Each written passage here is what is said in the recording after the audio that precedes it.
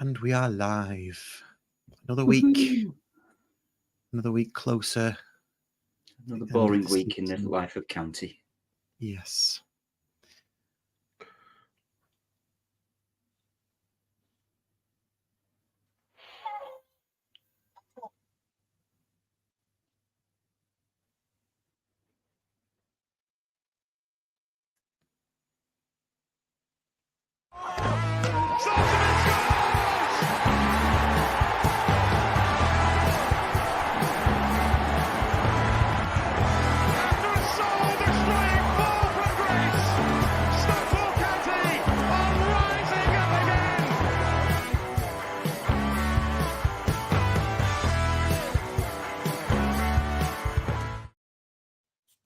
Hello and welcome to another episode of the Stockport County Award. Me, Russ Johnson. I'm delighted to be joined by two megastars of the podcasting world. They've got their own shows called the Courtyard Club Call, available every Monday to patrons and then every Wednesday to everybody else. It's only Waggy and Dan Culverwell. You right, boys? Hello. Evening. Evening. How are you doing? How's life for you as a county fan, as a 5-0 county fan? How's it going? It's 5 stars, isn't it? 5 stars. It's flying by this week. It's amazing. The drive home back from obviously county back to Lowestoft. It's sometimes when we lose or don't get the result, it's a long drive home. But I got back obviously Sunday morning about 1:30 in the morning, and I'm still buzzing. It was about 4 o'clock by the time I got into bed. I think I was still drinking then. Yeah, the week has been flying by. I must point out that Dan is a county fan from Stockport, but lives in Lowestoft, and he has got a season ticket. So and his lad has got a season ticket, and his lad's mate as well. I think, right? Yeah. So travelling up from Lowestoft for most of the matches, that has to be applauded. Absolutely does. Yeah. I haven't got an applaud thing, so otherwise I would do it for you. Well done, mate. Right? Should we crack on and tell everybody what we're talking about today? We're going to talk about the MK Dons 5-0 win, obviously. Hopefully that's us back on track. We'll talk about the ticketing fiasco that's happening at the moment. This is something that keeps on rearing its head, obviously, and we'll deep dive into that. We're going to talk about Forest Green away on Friday and Wimbledon on Monday at home. We have not got an opposition review this week, partly due to me being too busy to get one, and partly being because I don't think Forest Green have one. I know Wimbledon do, so apologies for that. Might try and sort something out later in the week, maybe.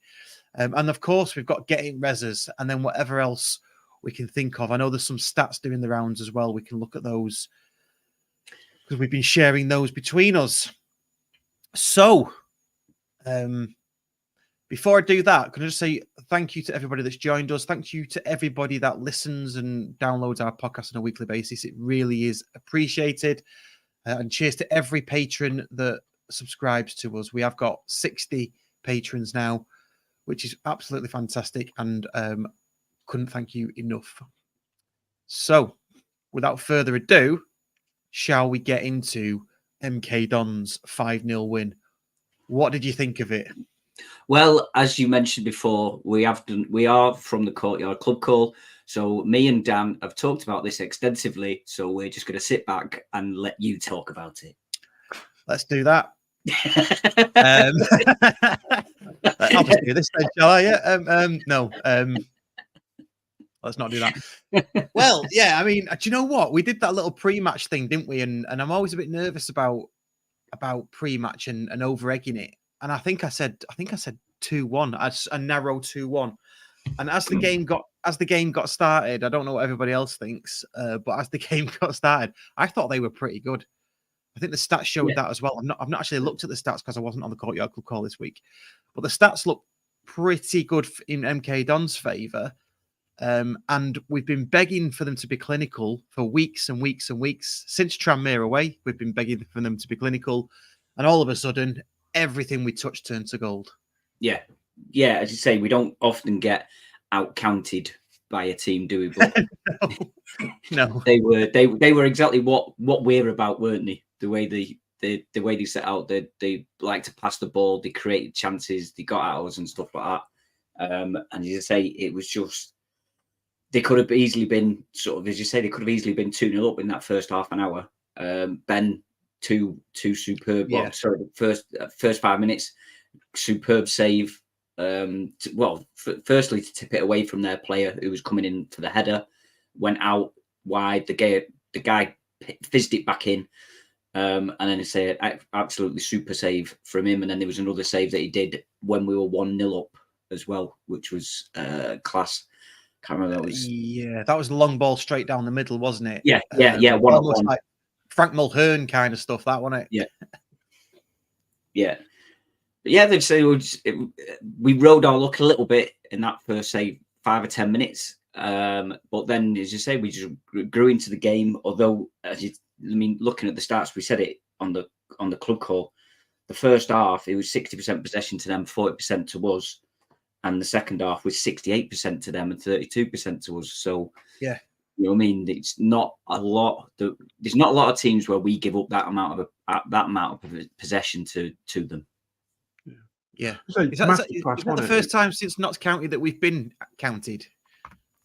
I think so. Crawley away, but we're not at home. At home, like I say, they were better than Notts County, I thought, at home. But it was a masterclass, I thought, technical masterclass by Challoner. He gave up possession in the hope that when we do get the ball and we win it back high up the pitch, we turn around quickly and we be clinical. And like you say, that's what happened. And like you say, it's for me, everyone's criticising Challoner the other week for his substitutes and stuff like that. So I think, like I say, the praise has to definitely go back at him when the tactics are spot on like that. Yep. Yeah, absolutely. Yeah, get some comments coming in. Just say hello to everybody who's on live at the moment. All the usual names are on there. And we've got people from X as well. Lukash Ashenden, who I've seen a few times at County, said hello to, who's on X joining us. Dave Wright, friend of the show, says Sky Graphics said our XG was 0.07 with 35 possession just before Paddy put in the second. Jeez. So it's interesting, isn't it? Because that chance for Camps, I guess that doesn't register as an XG, does it? Because it wasn't a ball through that developed to be XG. Keeper made a mistake, and then I guess the shot is 0.01 XG or something. Yeah, I suppose. Yeah, I don't know how that would be included in with, like, say, how that works with the XG. But as I say, I didn't think. I know it was. We said it was. We said it on the club call as well. It was like, I mean, that rain was biblical at times, wasn't it? That first half, it was coming down horizontal. So anybody in that railway end, hope you had some properly decent waterproofs. And I think even people in the pop side, because it was coming like sheet right across, wasn't it? Even in the Cheadle end, the people in the bottom 3 rows of seats were coming up even in the Cheadle end just to get out of the rain. Yeah. Or upper tier or lower tier? Oh, the lower tiers. All right, because there was people in lower tier 1 at the side, and it was coming in on them. They could see it. They were getting wet. So it was horrible, wasn't it? But it didn't look. I don't know what the keeper's done with that, because he seemed really comfortable for it when the ball came to him, and then because it doesn't look as though it's like bounced out of his hands or slipped out of his hands or anything like that. But he's just sort of, I don't know, difficult to say. He's just bundled it, hasn't he? And then give it to Camps. Camps took it away from him and looked up to see who was in the centre, and then realised that it was better for him just to shoot in an empty net. So yeah, it was it was absolutely brilliant. And I think we've been saying, Camps has been pretty decent the last, this is the Camps that we'd all been expecting for the last 12 months, 18 months, whatever long he's been here for. So long may that continue. Yeah. And then he picks the high press that we had. He picks the ball up, a loose ball in the middle, and that nice little sort of just dinked pass over the defender for Paddy to run onto. As I said, we were talking about it. I didn't know what Paddy was doing. He looked like he was trying to do an Irish jig, because when you look at it, his legs were all over the shot, wasn't he? When he's trying to, didn't know if he was setting himself or if he was trying to get another touch or whatever, and then just hit it past the keeper. I think he was setting himself, because the ball was bouncing, wasn't it? Yeah. So his legs were open. His legs were open while he was running to try and set himself. And I think he ended up side footing it, didn't he? Giving the keeper the ice and side footing it in the end. Yep. Yeah. Yeah, it was superb.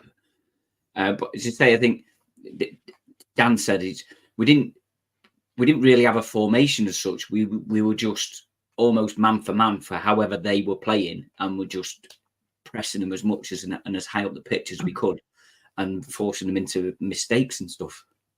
Yeah, I mean, them first 10 minutes, you could see it wasn't working as planned because they got through that. You watched the MK Dons front line, and it was 4 or 5 at times. And what was impressive was they're running off the ball. How the ball would come to a man, and you think, how's he managed to get in that position unmarked? Off the ball running was absolutely really, really good. And I'd say that first sort of 10 minutes after we started really well as well. That sort of first 2 minutes, we won the ball high up the pitch and we were snapping at them, but they were playing into the game really until that goal. We scored that goal and it just went all to pot to them. The nerves and everything went. But yeah, like I say, it was virtually man for man. And like I say, we said on the courtyard, my player of the match was definitely Evans. I thought because at times he was playing right back. At one point, he's had to sweep the back line and clear the danger. And we've all said he's not a defensive player; he's an attacking player. But for him to play that position so well, I thought he was really, really good. The same as with Toure as well. The fourth goal, which was basically the two fullbacks as such, or the two wing backs from Toure to Evans. That's what we want to see Toure do every game if we could. Just get into that position and pull the ball back to somebody running onto it. If it creates a goal, it creates a goal. But as long as he's attacking like that, instead of passing it backwards or passing it, just turning himself and coming back on the ball. So like I said, they were.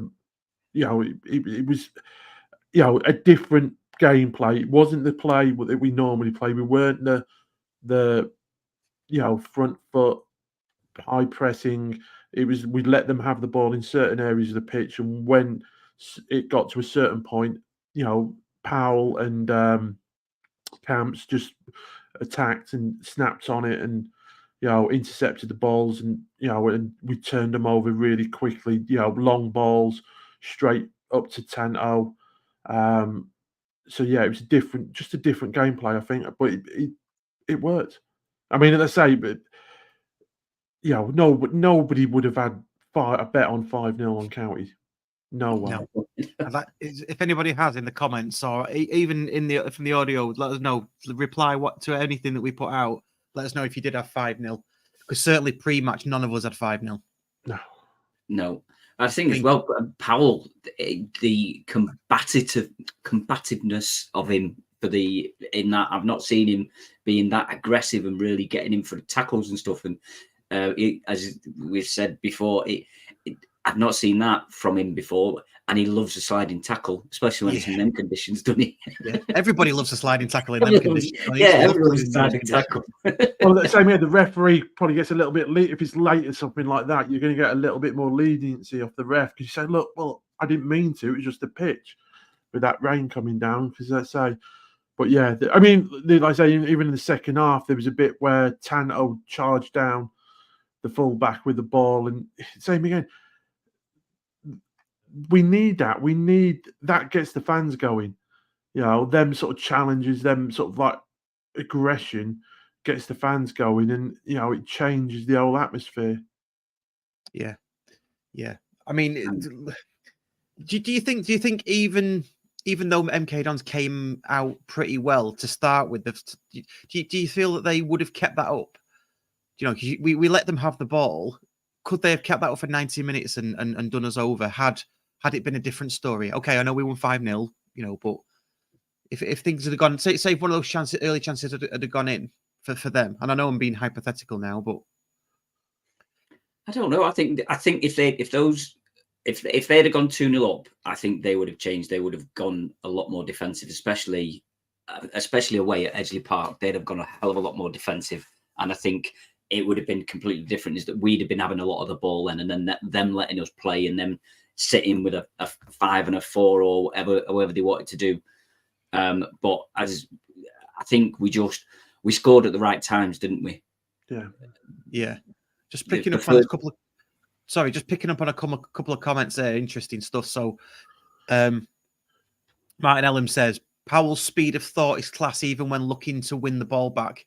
When he won it, it was like he's read what the opposition player was going to do, and I guess that's from him being a step above everybody else. And when a team comes who are good, he's going to know before. Well, I'm paraphrasing now, but he's probably going to know before everybody else what they're going to do because he's been around that type of football before. But if a team comes and plays hoofball and it's a bit hacky, Powell's probably going to be at a loss in that respect. Yeah, unless we start getting the ball to him and stuff. Yeah, he's to say it gets a bit bypassed, doesn't he? But when they've got the ball down and want to play, then he's the type of player, because of his football brain, that he is going to be start seeing them passes and stuff, isn't he? And putting them out and stuff. And then just to bolt onto that as well, Stuart Poynton says, we've been waiting for a team to actually play football against us. We beat that every time, which we do. We tend to beat the better teams. Okay, Mansfield aside, perhaps. Worry is the rest of them will have studied the success of the anti-football, so long ball, hoof, go for a throw-in, that kind of thing, and use that for the games against us in the running. What do you think about that? Do you feel the same? Are you worried about Forest Green, I guess, on Friday? Well, no, because I think that they need the points, don't they? So, and they're at home. So, are they going to be anti-football playing at home, because they realistically want to have the 3 points. I don't think they'll be settling for a point because they're down there, aren't they? So you've got to expect that they're going to want to come out. I mean, and play as much football as if they can play football. You know what I mean? No disrespect to them. You know what I mean? They're not going to be a fast-flowing MK Dons team, but if they've got the players that can play football or the way they set themselves up, then I think they'll do that. But they might just be a little bit less expressive because they don't want to go one goal down. Because I think, again, we go one goal up, I think their heads will drop, our chests will come out, and I think we'll get a couple, 2 or 3 down there. So I don't think teams like that. I don't think, certainly away from home. I think more so coming to our place. I think they'll look more like that. And I think we did say this toward at the beginning of the season, is that teams didn't tend to do that, but that wasn't the business end of the season. They weren't looking for points. They weren't, wanting to get things.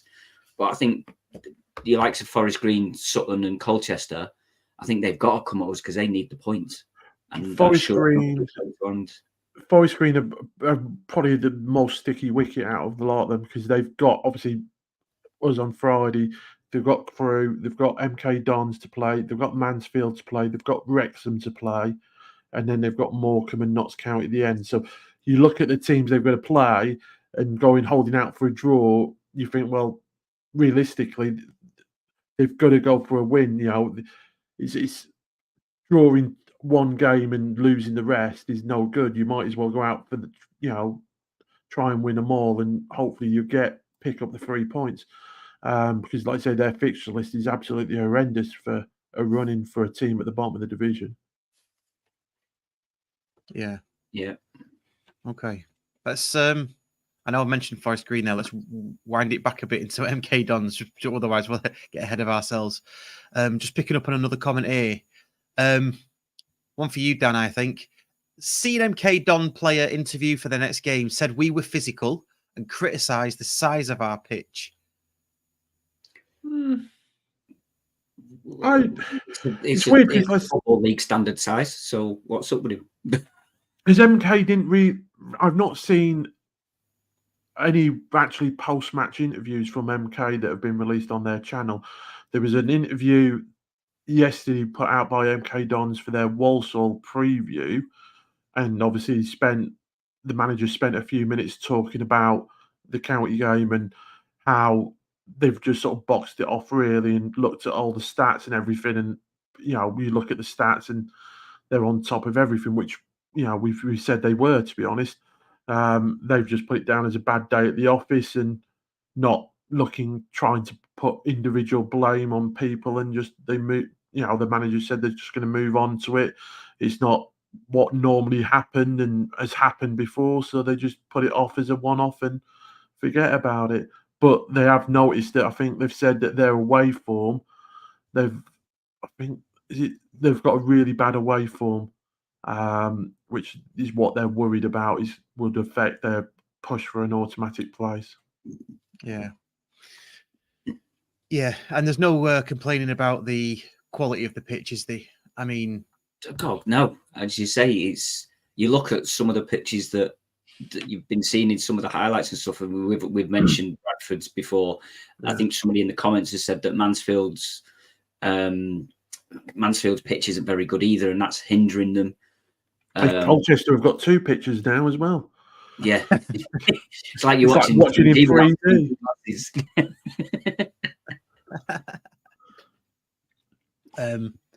So let's look at the table then. Where does that put us? It puts us second, obviously, maintained where we are. What we 2 points behind Mansfield with a game in hand, I think. Yep. Yeah. Got a bit of a table here. Do I dare share it? Let's see if we can do that.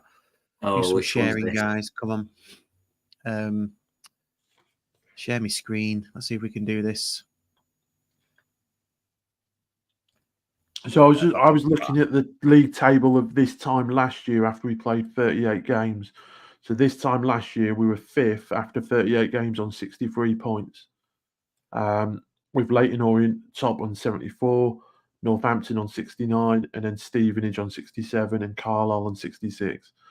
So, like we said, we're 8 points better off than this time last year after the same number of games played by County. Yeah. Yeah, I mean that's nice, isn't it? That we're that we're that far ahead. What you shared this, didn't you, Dan? What this shows us is it's the percentage or the likelihood that a team's going to finish in that position. Which I don't think there's any science behind this. It just goes off where you are now and how many games to the end of the season, doesn't it? I think, and the likelihood of it. Obviously, Mansfield could lose every match. We could win every match. So there is that to consider. But just looking at the top of the table there, yeah, it's good, isn't it? And we've got some really winnable games coming up, haven't we? I know we've and would you agree that the 5-0 against MK Dons is a statement win? I certainly said that after the match on the radio. I said to the whole of Greater Manchester, it's a statement win. What do you like to reckon? I agree with what Dave Challoner said. Is if we can back this up with 3 points against Forest Green, 3 points against Wimbledon, then yes, it's a statement win. If we lose at Forest Green, then it's just a win, isn't it? Yeah, it should be. As you say, it should be the catalyst for us to go on that an unbeaten run till the end of the season, which we are capable of. We're starting getting players back again. The bench is looking really strong. We said on the club call, you think 3 or 4 weeks before the end of the season, there's probably going to be players there that won't even make the squad, and you'll think, how have they not made the squad? Whereas they'll be playing now, type of thing. So I think, yeah, hopefully it is a big statement win, and that is the catalyst for us to push on. Yeah, it's like I say we've got next 4 games. We're going to play the bottom 3 in the next 4 games.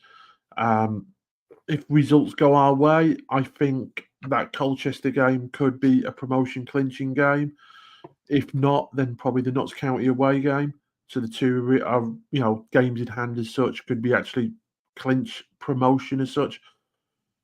And that's all I'm caring about at this moment is the promotion bit. Once that's in the bag, then we'll start worrying about if we can beat Mansfield at the top. Well, it is Wrexham Mansfield this week on Friday as well. Yes, it is. Yeah. Is that a 3 o'clock kickoff? Yes. It's on Sky, isn't it? Is that one on Sky? I don't know. I don't know if any of them were on Sky. I didn't realise any of them were on Sky. Yeah. I was going to pop something up here from Luke Ashenden again. I've said this before on the show, and I'm going to say it again and back it. promotion is great, but how many EFL League titles have we seen? Well, none in our lifetime, and we haven't won anything since 1967. So I would personally, now because we've got a really good chance at this level to win it, we're probably not going to get the chance at League One, and dare we even say the Championship? Oh, you know what I mean? So I personally would like to win it. I won't be gutted if we don't. It depends if we don't. It depends on how we don't. If there's no chance for us to win it in the first place, then fair enough. But promotion is the priority, obviously. But yeah, you look at it from this point of view, and I have said I'd prefer to have the points in the bank, but we have got a game in hand, so it's still in our hands. So we win that game in hand, we go a point above Mansfield, and then, as I said, we've just got to match their results, and I think Mansfield are going to play MK Dons as well, aren't they? Still in their run, so it's all to play for. It literally is. They're away at Barrow in the last game of the season as well, aren't they, Mansfield? Yeah, so Barrow might be fighting for something. Yeah, well, we're away at Wrexham on the last day, so which I'm not going. I couldn't get a ticket. Didn't even go for a ticket. Should we move on to the tickets? The ticketing system and the tickets. Let's have a chat about that. So I don't really know what's happened. I'll be honest with you. I've been busy at work these past couple of days. I think it was yesterday morning they all went on sale. Monday morning was the first one. There you go. 15 plus. And then it was Tuesday with 10 plus away games. Right. And I think, if I'm right in saying, what has happened is that on Monday morning, 15 plus, 700 tickets have been sold. Am I right? As far as I'm aware, that's what I've seen on Twitter and stuff. And what it seems to be is that if you have so if like I've got 3 season tickets, so I've got myself and I've got my nephew and his mate. So if I'd been to 15 away games, I can log on with my barcode, which is the main one for the account. And then I could have, even if my nephew and his mate hadn't been to 15 games, I could still buy 3 tickets because that's what I've got season tickets for. Right. So I believe that is what's happened, because I think they said before the Salford game, I think there was only between 150 and 200 people that were eligible with plus 10. Before the Salford game. So I think that's where the issue has come, or that that's where everything's come from, is that you've been able to buy more than just 1 ticket per person. Yeah, if you've got season tickets that are grouped together, so if you've got, like, say, your family, that you've bought them all at the same time, they're all grouped, and you can buy, the number of tickets for that group. So, and obviously, if they haven't all gone to the games, then they've managed to.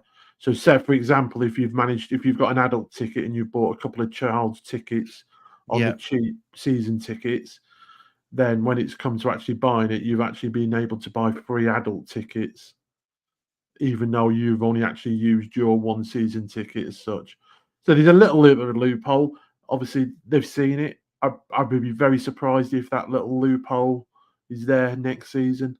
They'll get filled in, obviously. But didn't they say at the beginning of the season that the ticketing system again was under review, because this is not the first instance that it's.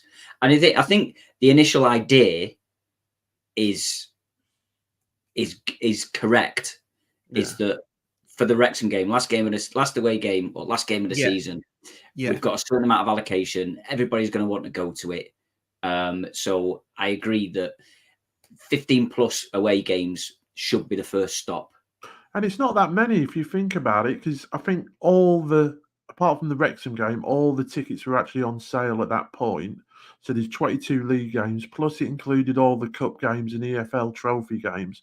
So, you're talking probably, say, 25 games, possible away games you could actually buy tickets for. And they're only saying that the 15 of them gets you first go at buying them, which I don't think is that many, to be honest. And like you say, then they've got it down to 10 and stuff like that. And, people going about loyalty schemes and stuff. I think that's the biggest loyalty scheme you could probably actually have. Yeah, I think it is. But what I think's happened, and I don't know because I'm not obviously not inside the club, but maybe they've crunched the numbers and gone, oh right, well there's only 200 people that have got more than 15 away games. Let's give them first dibs, not really realizing that the system won't behave like that. Yeah. And the system online will just go, well, you've got 3 for 1 ticket, so you can have 3. Yeah. Maybe that's an honest mistake. You know, you don't always know the. And it doesn't recognise that it just says free tickets. So even if them child season tickets, it'll let you then go buy adult tickets. So right. like you say, yes, it doesn't restrict you to the age of the. Yeah. So if you've got, like you say, ended up buying really cheap children's tickets and not using them, then that's let you then go, boom, I'll have 3 adult tickets, even though you've actually got 1 ticket that you use yourself, and the other 2 are just dormant child tickets as such. Yeah. Yeah, But like I say, they'll saying that's going to be the loophole will be closed in the summer, apparently. Yeah. So if we are still using the same ticketing system, we'll see. Yeah. I mean, there are loyalty schemes out there, out of the box loyalty schemes, isn't there? We've done it to death on this show, you know. I mean, I'm sure Bradford close season they implemented one for their 25,000 fans a week, whatever they get, sat in 15th. You know, and other clubs do it as well. So it's not beyond the wit of man, is it, to get one off the shelf? There's a lot of clubs that do. You have to buy an away season ticket. You know, like the home games, you buy an away season ticket, and that covers your away games. Yeah. You know, it's as simple as that. And there's very little tickets then go on general open sale for games. And that's one of the reasons why I'm a season ticket holder, because I go probably more away games than I do home games, and I got no luck in getting away tickets. If you ain't got a season ticket, it's very difficult. Plus, obviously, my dad sits in the Cheadle end, so it's always nice to sit with my dad. And obviously, getting a ticket next to my dad is just hard work. So the easiest way was just to buy the ticket next to my dad. Yeah. I mean, I suppose it's a balancing act, isn't it? Because if they do start introducing loyalty systems and membership systems, that's all going to cost more money. I've heard horror stories from the big clubs where they have to pay 35 quid a year just to be able to go in the draw for tickets for in some cases and things like that. So you've got to be careful what we wish for, haven't we? Yeah, the missus she's a Liverpool fan, so she has to pay, I think it's 35 quid to be a member, and then what you have to do is you then have to say, yes, I want to go into the draw for tickets. Not guaranteed. Well, she's been a member for 2 years, and she's never even, so there's one for entering the raffle for a game, and then there's a second one for the raffle of the game. So you've got two loops to jump through before you get a ticket. But again, it appears that the more games that you get that you win in the raffle, the more chance that you have. Because I know a guy who goes to the games. He's not got a season ticket, but because he's been going for like 12 years, he's guaranteed a seat. Yeah. It's just different seat every time. But he's guaranteed a seat every time. And then what he's done is he has then added my missus as a friend or family. And then if he can't go, he can then transfer the ticket to her membership account. Right. But she still has to pay 56 quid to go and sit in the gods to watch. So Liverpool. Rewarding loyalty as part of rewarding people that keep on going on the lottery, basically. Yeah. There's other things coming through here as well. Nick 10 says 30 quid a pop for Wrexham just to enter a draw. And we know that Wrexham holds tickets back for international fans as well. Yeah. So let's be careful what we wish for, because just imagine, can't you? And we've all got to realise that this situation is only going to get worse, especially at home games with the redevelopment of Edgeley Park. The capacity while that redevelopment's going on, I would expect would be reduced some way. So there is going to be a little bit more pain. I mean, obviously, as we'll be in League One next season, the grounds are bigger, the more capacity. I think most of them will take 2,500 away fans. so it's not going to be too much. But definitely home games, when they start the redevelopment, I expect a reduced capacity of some sort while that's going on. Yeah, that's what I was going to say. I think I don't think away tickets will be as big a problem in League One or Championship, because they're the bigger grounds, aren't they? They have a bigger away following, and we're still going to have a hardcore. There's not going to be as many day trippers going on away matches, is there, as we have at home games? No, I mean, I think away games we've always sort of 1,000 to 1,500 is a steady number. I think we've always taken. If it's closer than 2, if it's a big game as such, then we've seen. I think we took 6,000 to Rotherham, didn't we? So not to Rotherham. No, Bolton was 5,000. Rotherham wasn't that many. I was there. It wasn't 6,000. It was a lot. Don't get me wrong, but it wasn't 6,000. A few people have mentioned it in comments as well. Is they've had issues with the Accrington tickets. Yeah, they went on sale today. People were adding 4 or 5 tickets, like clicking on the blue dots, adding them to the basket, and it was only adding 1 ticket to the basket. And other people were trying to ring up the club and get through and get tickets, and then they pulled the game off from the ticketing system online, and put it back on, and they pulled it off again. So they've obviously got some big technical hitch there as well with the ticketing system. So I suppose it just adds fuel to the fire.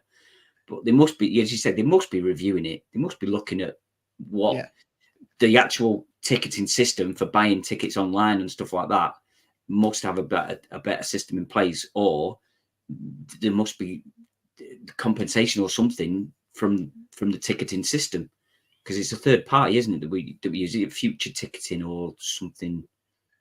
Yeah, is that what they're called, future ticketing? Well,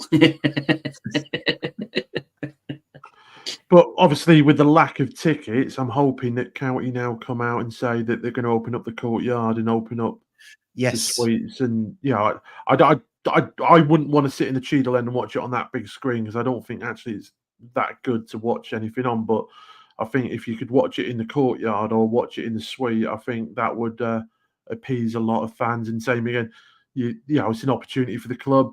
£2 donation goes to a charity. The club will make enough money off the beer, I'm sure, and food. Yeah. So hopefully that they see there's an opportunity there. Yeah, absolutely. Happy days. Has anybody seen people profiteering on these Wrexham tickets? I've not actually. I've heard a couple of people mention it. I've seen people tweet it and stuff, but not actually seen it. I've seen one guy tweet that he was selling them for 35 quid each, but that was a wind up, because then he went, now they've gone up to 100 quid for the pair. Now, oh no, we're doing them for 100 quid each. Yeah, I saw that. You have them both for 300 quid and that. And then I've seen other people that have been messaged off somebody saying that they can get them a ticket in the Scarf Bigara War stand and that type of stuff. And so so I've not actually seen anybody seriously trying to profiteer from the Wrexham tickets as yet. When you're desperate, you end up paying. If it's too good to be true, it's not true. I mean, I always remember. I think it was it Liverpool in the Champions League final, where was it Everton fans put adverts out for tickets for the final, coach travel, and the coach never turned up. Oh yeah, I saw a woman do a woman who was a victim of that. I saw her do that.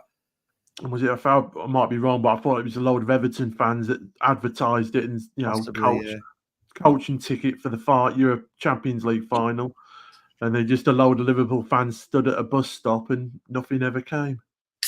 That's bad. That's really bad.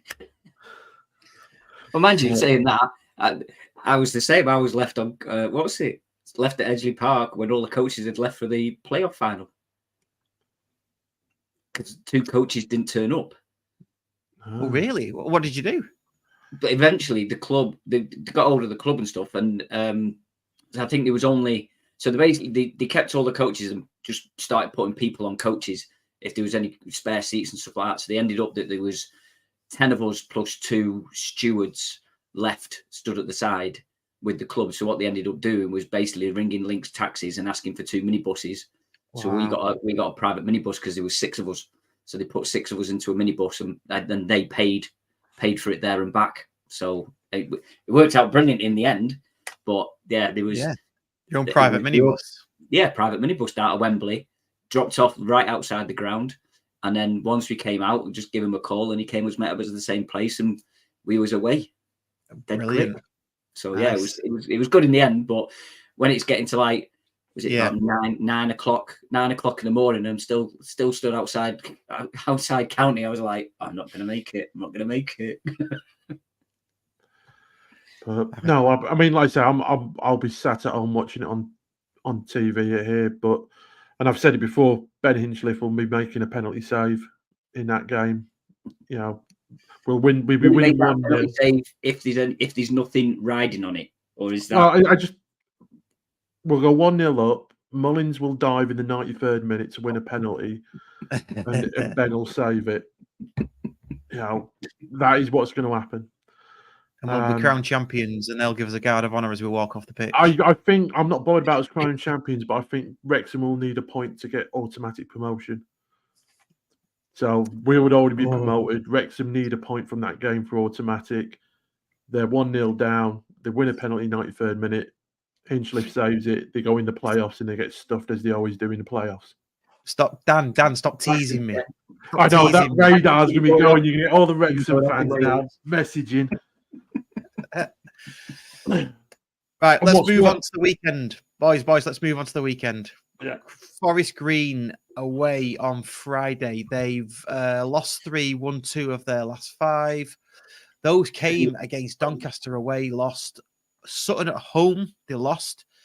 And then they beat Bradford away, although Bradford are going through a really bad spell. The one that worries me, before that, they beat Walsall 2-0 at home. And Walsall had a spell where they were pretty good, but I think they've gone off the boil a bit. They do pop up every now and again, though, with an unlikely victory. So they beat Barrow away in the middle of February, and they beat Tranmere at home around the time, I think, if my dates are right, that Tranmere stuffed us 4-0. So make of that what you will. They are bottom, and they're bottom for a reason, though. That new manager bounce, which they've had about 3 times this season, sort of worn off now, hasn't it? So yeah, they did, like I say, obviously change of manager. They picked up, and they're sort of looking not too bad, but that's worn off now. And it's when you, like I say, look at that bottom 3, these 33 points in Colchester on 34, with Colchester with a lot of games in hand. So it's squeaky bum time, isn't it? It's nerves.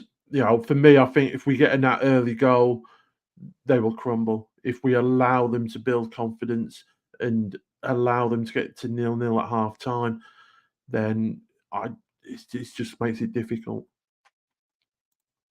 Yeah, and I suppose if they come out at us, that plays right into our hands, doesn't it? Yeah. Yeah. 3, 4. So yeah, Forest Green. If you're going down to Forest Green, have a good trip. Vegan food, isn't it? I think down at Forest Vegan Green. only, isn't it? Take some sausage rolls, throw them on the pitch for the players.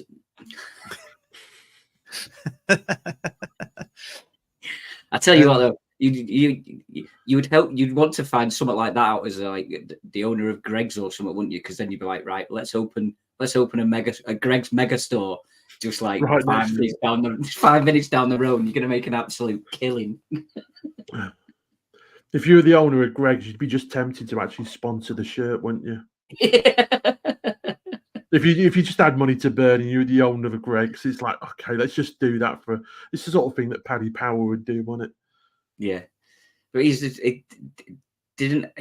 wants to demolish the stadium and build a new stadium made out of wood, doesn't he? Is it David Vance or Vince or something? Yeah, yeah.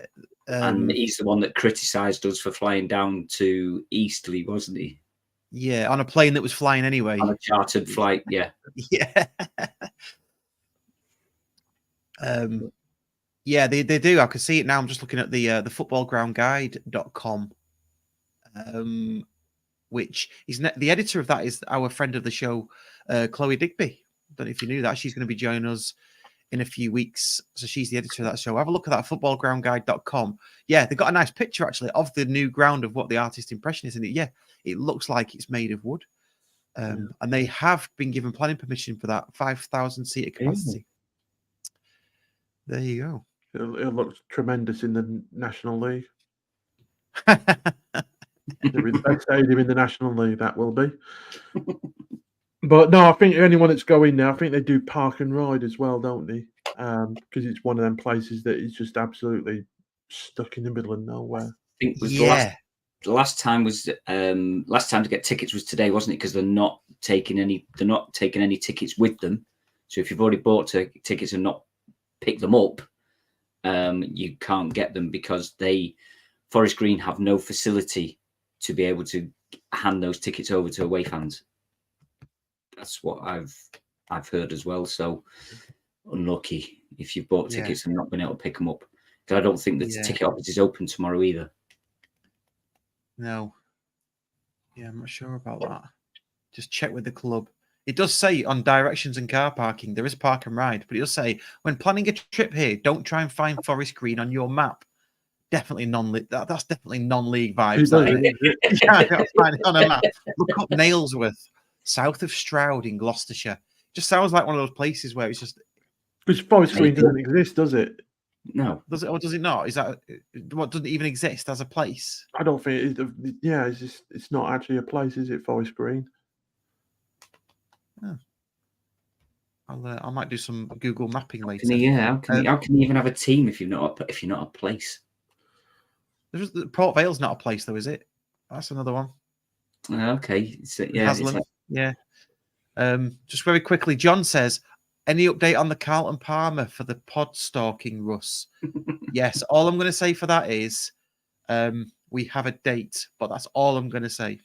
Can't say any more than that because,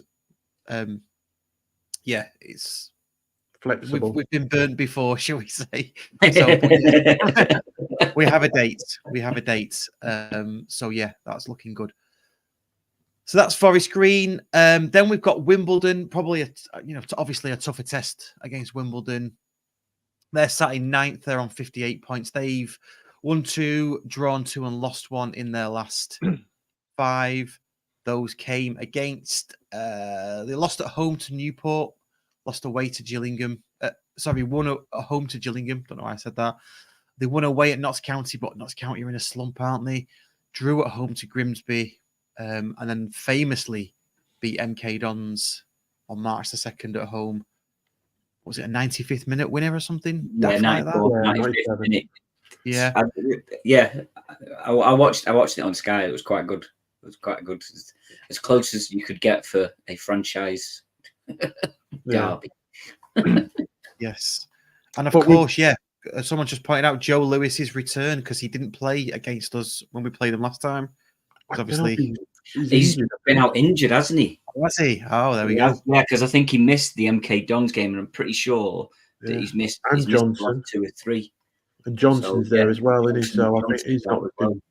Yeah, but like Johnson out as well. Did you say? Yeah, he's not playing. He's not playing. He didn't play in that MK Dons game, Johnson. No, I think he did, and he went off after 20 minutes, didn't he? Didn't he? I think so. I'm sure I've seen, but anyway, it's I think they're both injured at the moment, but we will have to wait and see. I can see a Lemon Hay Evans winner for that one. Lemon High Evans? You mean Lemon High Evans? Lemon High Evans? Why? That ridiculous MK Don stroke Arsenal fan blogger. Is that what he said? I think he even typed it out on the bottom, Lemon High Evans, and put it as a banner across when he scored. If you're looking for any of you haven't got you getting the reses, then that's pretty much nailed it on for you, hasn't it? You can just have that one. It was so bad that it was comical. It was just. It was just brilliant. That was probably one of the worst vlogs that I've ever watched, because he didn't see any of the goals, didn't see anything, just talked and was like, we shouldn't be getting beat by teams like Stockport. Why not? We've been in the top 3 since October, and we beat you at your place. So what? But he's not done his blog for the last 3 or 4 weeks because he's had tickets for Arsenal. Yeah. But with that, obviously, the 2 games back to back, I mean, I still think 86 points gets us promotion as it normally would do every other season. We're 15 points away from that, 8 games left, so it's just a little bit less than 2 points a game. So that, obviously a draw and a win. If we come after Easter, if a draw and a win is what we've got, I'll be happy with that, rolling on to the next 2 games. I think that's how I'm sort of breaking it down now in my head, is 2 games at a time. And, if we win back to back, that's brilliant. But, a draw and a win is more than happy with. So I'll draw your away games, win your home, ideally. Yeah, definitely. But like I say, 86 points. I think the only time 86 points hasn't got a team out of this division was actually the season that County got promoted in the playoff final against Rochdale. Oh, really? Yeah, that's an interesting start. Nice one. So I've always 86 points. I think will get us there. For guarantee. It might even win the league, to be honest, in fairness, how tight it is. But yeah, with 8 games left to go, I think what the problem is, we forget that we've, other team, we've got games on hand on the other teams. We've got 8, but MK Dons have got 6 games left. After this weekend, they'll have 4 games left. Yeah. And that's it's nothing, 4 games. That is, end of the season type thing. Yeah, you blink and you're out of it. Where we still, like I say, with 8 games left, it's all in our own hands. Yeah. It's worth noting as well. Monday is April, and the season finishes in April. So we are like at the business. I know it's blindingly obvious, but we are at the business end now, aren't we? We're right in the thick of it. Yeah, 7 games in April, haven't we? We've got. Yeah, and this is what we wanted, isn't it? When I say it quite often, but when we were playing Colwyn Bay away and Rushall Olympic, this is what we wanted. And what I can't quite get my head around, and maybe it's my age, is we drew against Crawley and Salford, and there was people saying, "Well, that's the playoffs for us now." It's like, come on, you go and get a good win against MK Dons, and all of a sudden it's, oh yeah, we'll win the league now. Yeah, it's like, it's like, I don't know. I save me rants and things for this podcast. I try not to do it on Twitter anymore. and go start like outing people and that. But yeah, but I think Challoner was like that after the game won. He was quite level, not getting overexcited about it. It wasn't a statement win. It was a good win. They stuck to the game plan. Roll on to the next game, and without getting carried away. Because I think he's saying again, he knows that Forest Green game is, there might be bottom of the table, but it is not going to be an easy game. That is probably, and if we get away with a 1-0 win, I'll be over the moon, to be honest. If we win every game 1-0 for the rest of the season, I'll be happy. I don't care how it happens. If that's the case. Just to interject into a little conversation that's happening about American commentators and people getting things wrong. Dave Kennedy's put Stockport City American commentator commentating against us versus Granada called us that. You're right. Hippolyte, 28 years old, out of London, England, plays for Stockport United. Stockport United. Yeah. We had that in the archives. Stockport United. Still t-shirts available. Yeah, they're still on the Etsy store if you want one. Only one person's ever bought it. A friend of the show, and they've got a memento for life there. No one else is going to have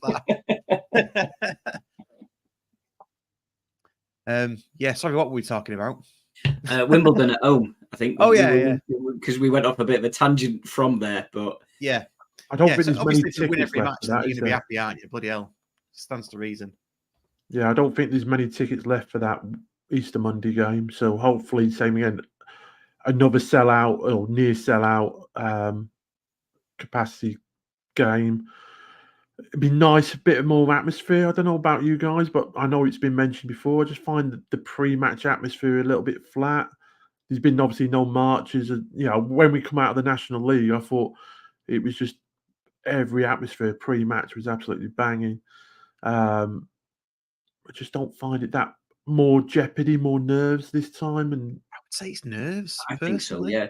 I think it was a lot better against MK Dons. And admittedly, we did win 5-0, but I think even before that, like the first half an hour, I thought the atmosphere was better than it has been for the last few games. Felt a bit more comfortable and stuff like that. So, yeah. And there's a few people that kept mentioning about Torre against MK Dons. Thought he had a good game, and he didn't make a mistake. Nobody got on his back, and he seemed to grow in confidence again.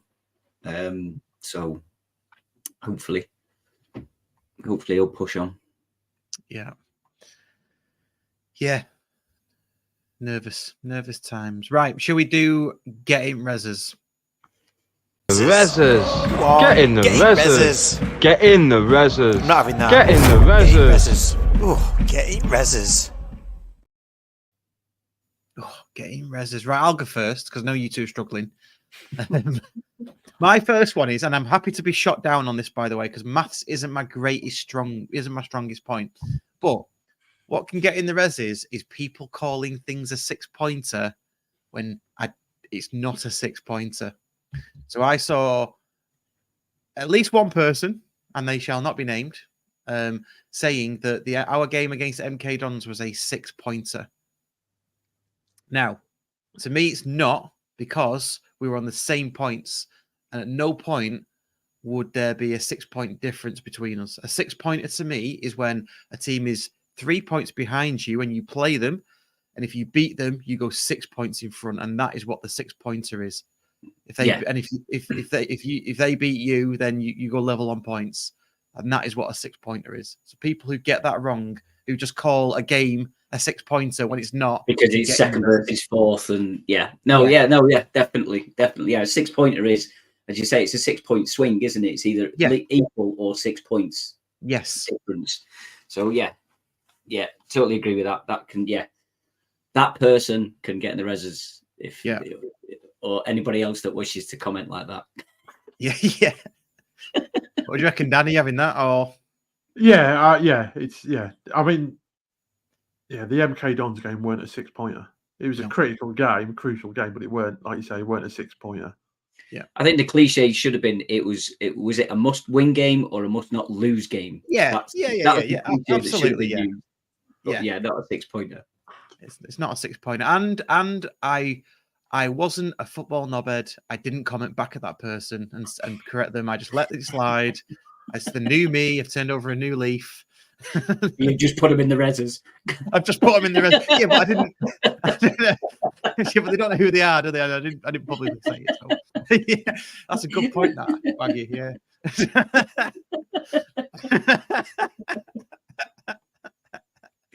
Anyway, who's going next? Who's got the next reses?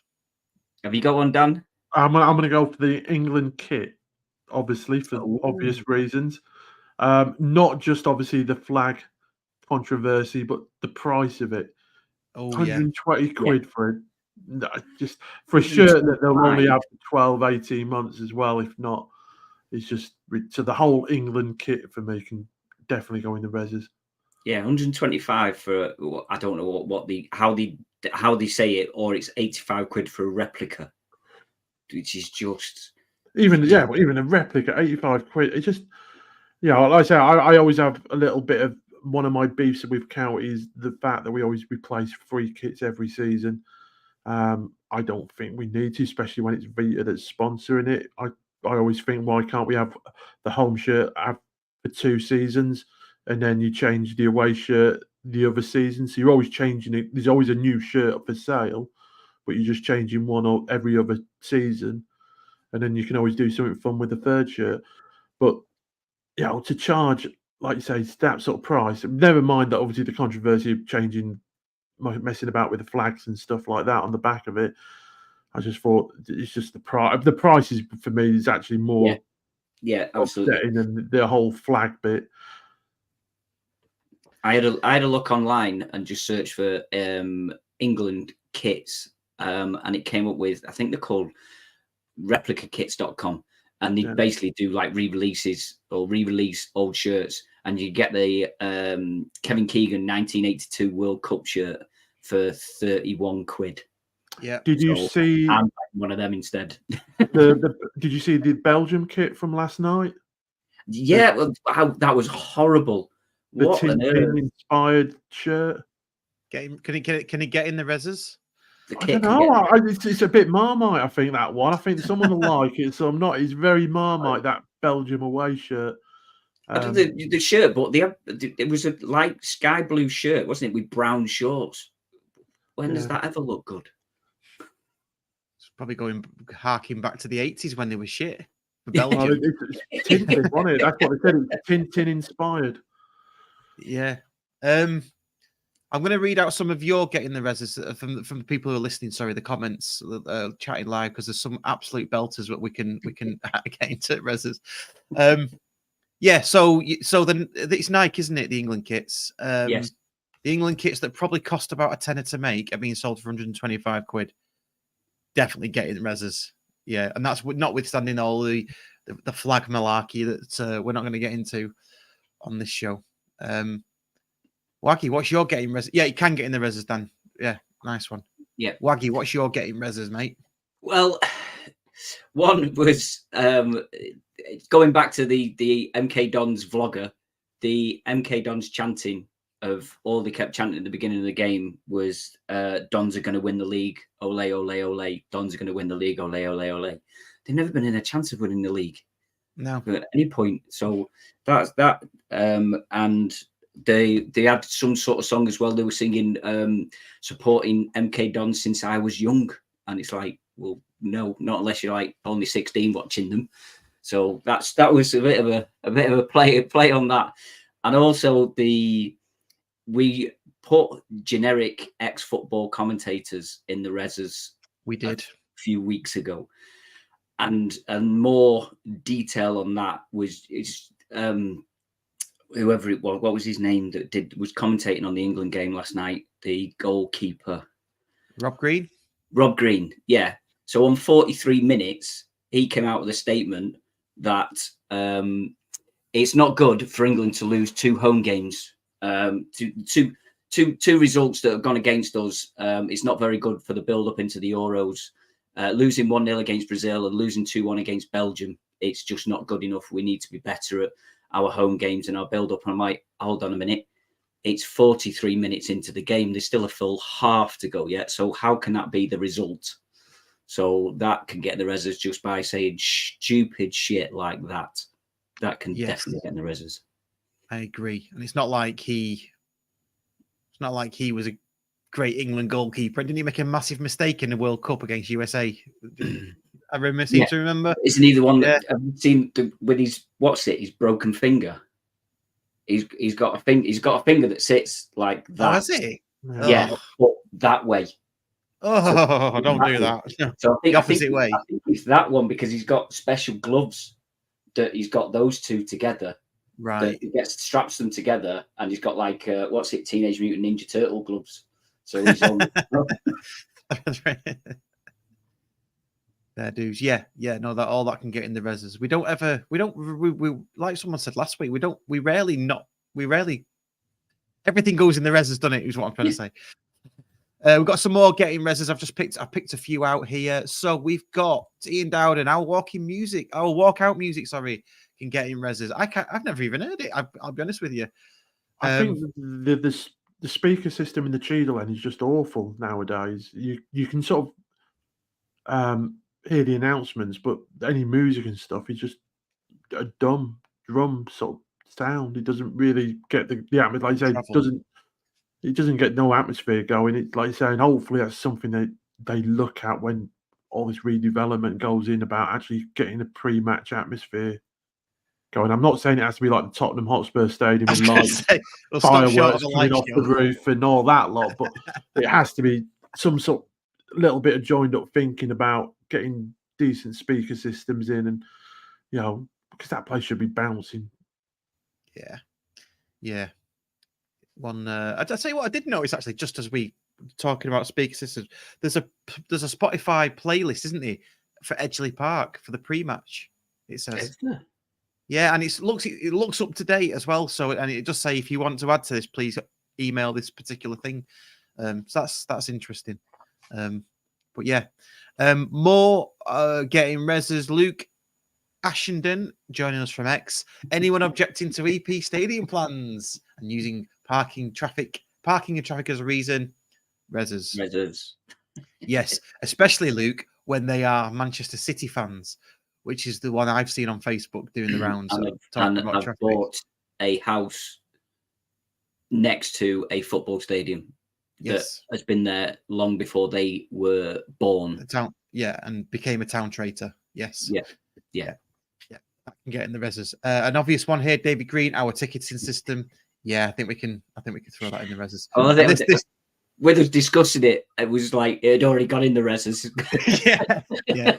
And then the final one. This is the best one from our resident blogger. If you haven't read John's blogs, by the way, we do put them out. Brilliant. Stockport Diesel on Twitter. Day in the life, a week in the life of a county fan, age 66 3/4, I think. If I got that right. Brilliant blogs. Get those read. The fantastic. But he's come up with this one. I don't know if you've seen it in the comments, lads. But here we go. Reses, having a steward sniff my flask to make sure it was Bovril. That's the title of the podcast. It's going on from that. There's one game they're taking bottle lids off. You bottle it out. Next week they leave them on. And then, like say, on Saturday again, they're taking bottle lids off. So I just wish they'd make their mind up what they're doing. The other one is checking season tickets, checking your ticket to make sure you go into the right seat. But they didn't just do it. I can understand. I mean, I sit in upper tier 3, so I know that's where all the singers go. And I know there is people that buy tickets in lower tier and want to go and stand up with the singing section. Totally understand that. And the club are trying to stop that. They're trying to stop people standing in the walkways and whatnot. But checking every single person that's going past for a season ticket. And then I seen them asking somebody who went to the toilet after 20 minutes, asking them for the season ticket to show them that they were, or to show them a ticket to see that they were in the right space, going in the right place again. And then I think at half time, there was a few people that were saying that they were asking for it. So, yeah, absolutely. But yes, I mean, sniffing his flask for Bovril.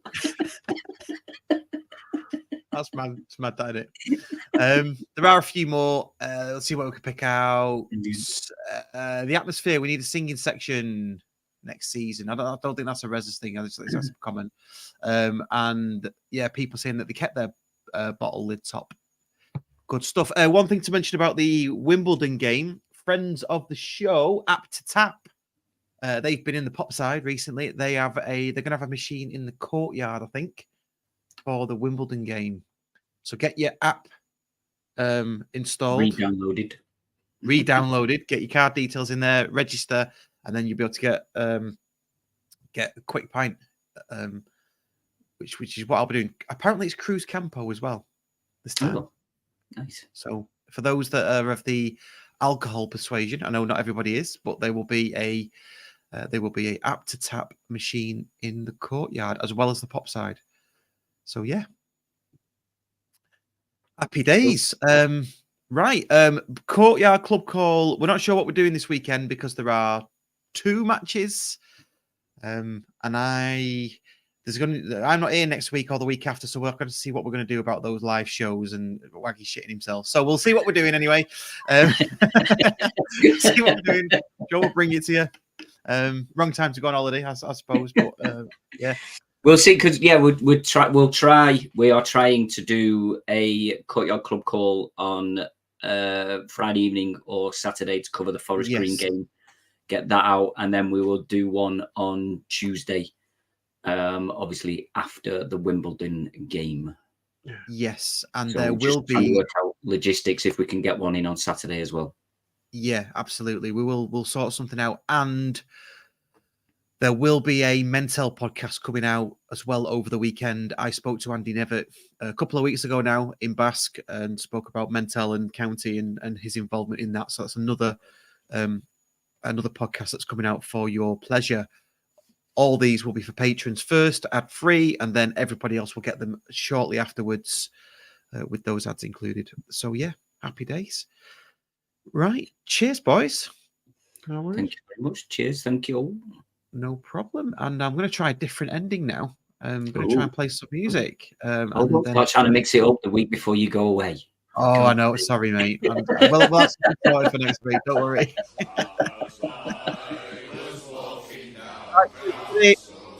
It all. Yeah.